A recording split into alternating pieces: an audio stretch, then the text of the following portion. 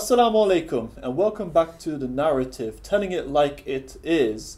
Today we're going to be talking about environmentalism, ecology and an academic environment.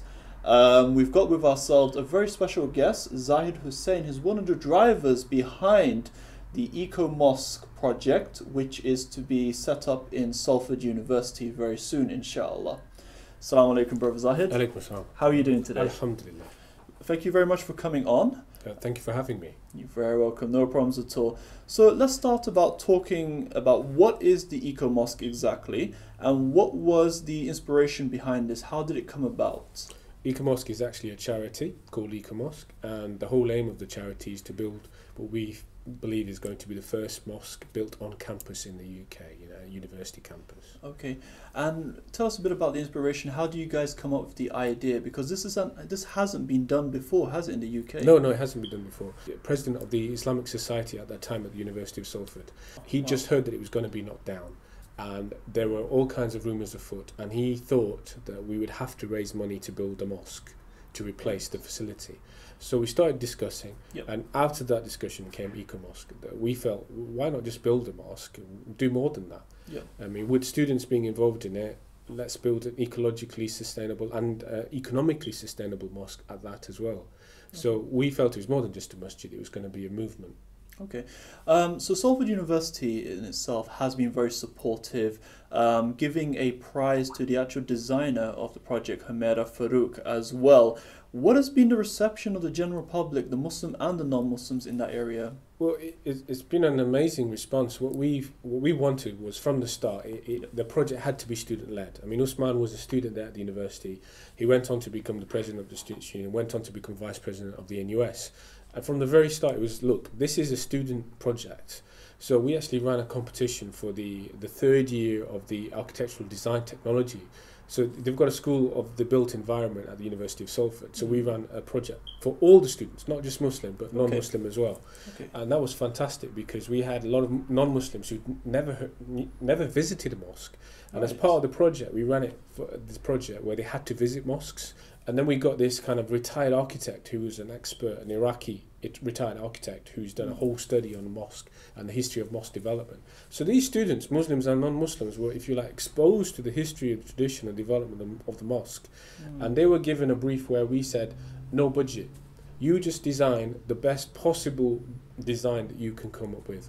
We're not giving you any budget. So basically, water, the installation aspect, this has got to be an ecological mosque from the start, but it has to bring in, if you like, the best of mosque design from all over the world and the history of Islam, if you like. So just talking about that, the cost aspect, the budget aspect. So how would you justify that immense cost? Well, what you've actually touched on is really the nub of the whole, if you like, concept around Eco Mosque. The reality is, when you go back to the very beginning of Islam and the first mosque, they were all ecological. They were built from sustainable materials. They were renewed. They're from natural, if you like, processes. They didn't have electric light in those days, and so on and so forth. And it was part of that. There's a mosque in Mali that we know of. Every single year they rebuild it. And it's like that kind of concept was very much in the early part of Islam, and there was no cost associated, if you like, with that. What we're trying to do with Eco Mosque is like show it's not just a mosque which is ecological, but the actual materials are state of the art. So we're like bringing the best of ecological design to set the standard for for mosques. Now the issue we have with mosques is very high water consumption. There's a sudden spike in terms of heat when there's a big mass of people come into the mosque, and suddenly they withdraw. And if you like, that movement of heat and water is not well, if you like, controlled or managed. Now, in part of the study that we did, I remember this amazing thing that we learned, that back in the day in Istanbul, the recycling was so complete that, the candle wax that was used, as it actually went up, it was collected through the system in the roof, and it was reused for ink which was written for Quran. Wow. And that was the recycling built in back in the Ottomans were doing. Now, what we have, yes, this is an expensive building. The average cost of a mosque in the UK is around 3.5 million at the moment, which is a lot of money. The Eco Mosque currently is around £9.5 million. That's much more expensive because the materials are state of the art. But it's more than a mosque. It's about having classes and seminars around ecology there. It's really about building into the architectural program of the university and further afield. It's also about engaging with students who are Muslim and non-Muslim. It's a form of dawah, but at the same time, what we're trying to say to the university, and part of the argument for what we said to the university, it wasn't just about a prayer facility for the students and for people who live locally, but also for, if you like, bringing international students to the university as something totally unique, never been done in the United Kingdom. But not just building a mosque, but actually saying, you know what, we care about the planet as much as anybody else, and if we are really the vice regents, we are those who represent, if you like, God on earth, as the Christians say and others say, then we should be protecting this planet. We care for it as much as anybody else.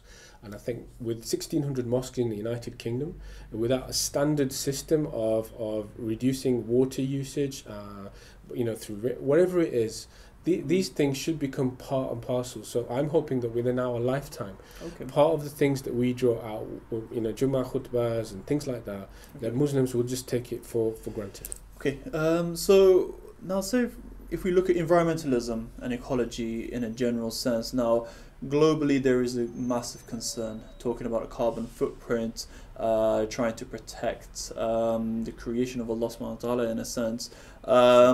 So do you feel that there is a lack of mutual concern within the Muslim community on these specific points? Of course there are pioneers or vanguards such as Fazlul Khalid, who has been working within this field. But do you feel that this is an effort to try and rectify those issues, a lack of understanding of environmentalism within the Muslim communities? I think there's something quite profound in what you're saying. I mean, Fazlun, with IFES, he's done so much, if you like, to break barriers. Today we've got like Eco Muslim, we've got Zofi Shan, who blogs a lot about this stuff.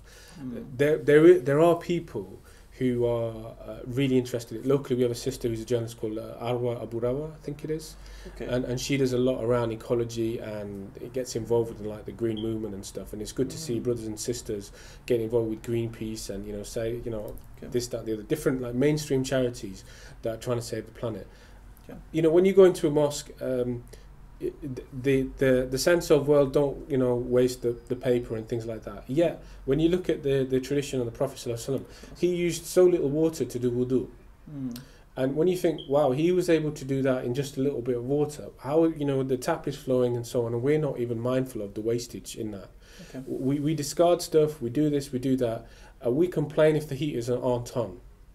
And it's like we waste so much, and we drive to the social aspect of it. I mean, I can't think of a single mosque that prayed Jummah in Manchester where there hasn't been a complaint about from local neighbours about people parking in front of their drives and things like that. We should be walking to mosques. One of the partner organisations, which is Made in Europe, has been involved in a lot of other projects as well around this topic of environmentalism as well, and there's been many other mosques who have different initiatives going on. Could you just tell us a bit about some of these initiatives, and also what can we expect to see in the future from Made in Europe and the people behind the Eco Mosque?